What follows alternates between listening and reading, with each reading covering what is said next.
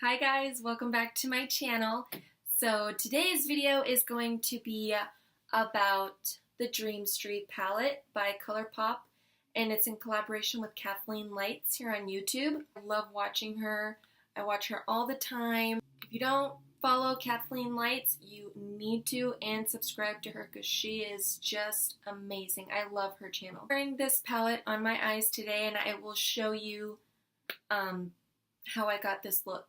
The Dream Street palette retails for $16, which is a great price. Colourpop in general, just any of their stuff is great prices.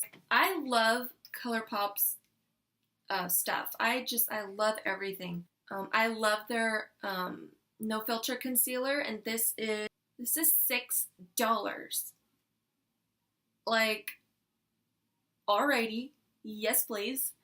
Also have a lot of their Super Shock shadows, which they come in like this, and you just twist off the cap, and there it is. Like, I have a lot of their Super Shock shadows, and they're just absolutely amazing. The pigmentation is just crazy insane.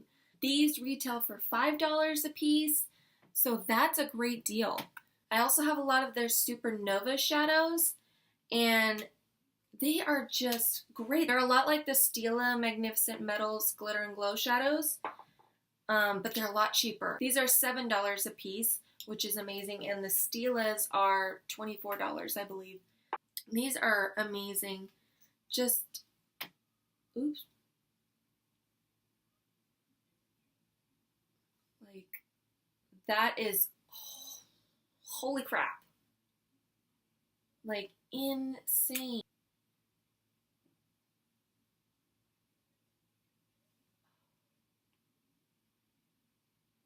They're not as glittery as the Stila Magnificent Metals, but they do have a lot of, wow and pizzazz.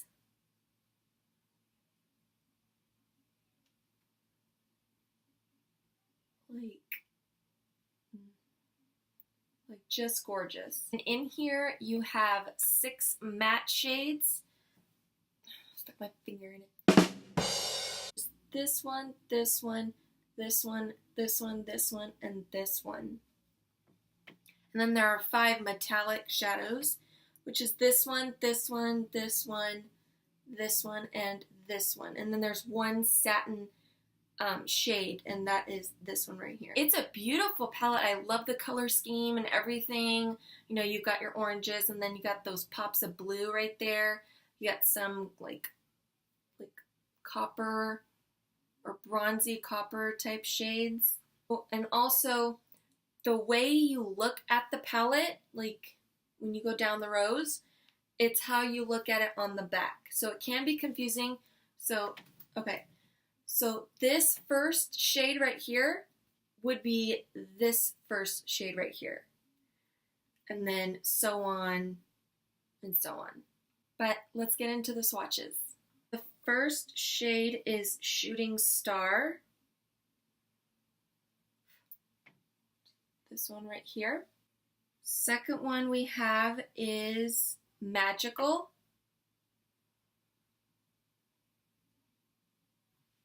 The third one is Stardust.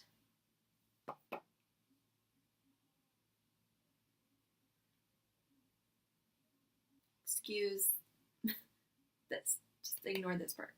And then we have Twinkle.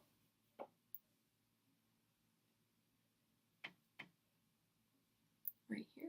The next row we have is Sweet Dreams.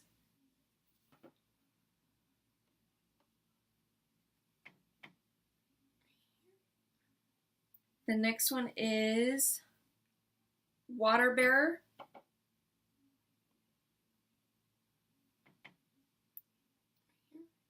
Next one is Potion.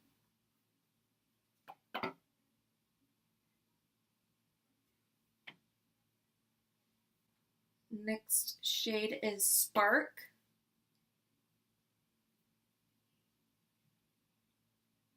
Last row is Kaleidoscope.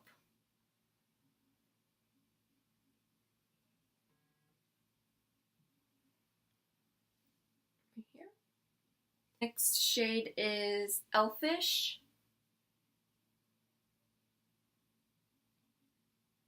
Next one is Moony.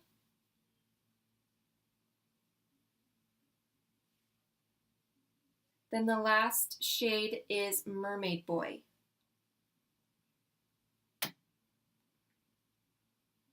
So on my eyes, I started with the shade Magical in my crease, like in the crease, and then I went a little bit above, near the brow bone. And then I went in with Potion, and I put that right where I put Magical in the crease. I put that right there to kind of deepen it up a little bit. Then I went in with Spark, and like again, I did it to deepen the crease up and on the outer V of my eye. And then I took Water Bearer and then I put it on my lid, and I kind of was going to do it halfway. And to take Elfish and put that on the outer corner, but it wasn't showing up like the rich brown that I thought it would be. It was just kind of patchy, I guess, on the outer corners. So I was like, never mind, I will just put the Water Bearer on my whole lid. So I did that, and then I wanted to give it a little bit of that metallic finish, so I went in with Mermaid Boy, and I put that on top of Water Bearer, but I noticed that when I did do that, it kind of took the Water Bearer shade away, so it looked really patchy, and so I had to like really layer the Mermaid Boy shade on top. That deep, cool teal, I just love that, and I wanted to use it really bad, but that one you really have to watch it. Like, I would consider that to be like maybe your last step. I wouldn't do it when you're still blending because it literally just goes away. So that was the disappointing part. I noticed that the shades Water Bearer and Potion they had a lot of kick up. So what that means is, like, say I take a brush and I just see that like not fall out. There's a lot of kick up right there. So I feel like I'm like, see how it just went down into the other shade. So, but that's because these shades are so soft and creamy feeling. Like, you put your hand in it and it's so soft, you're just like, oh my god. So that's why there is probably a lot of kick up. So just if you go in with those shades, tap off with your brush. Otherwise, you'll get a ton of fallout on your face. And I noticed when I was putting the shades on, I didn't really get any fallout until I worked with the Water Bearer shade, that cool teal color. That's when I noticed the fallout just coming down. So I would suggest, if you do your foundation and stuff like that first, I would put like some powder underneath, so that way if you get fallout, you can just brush it away.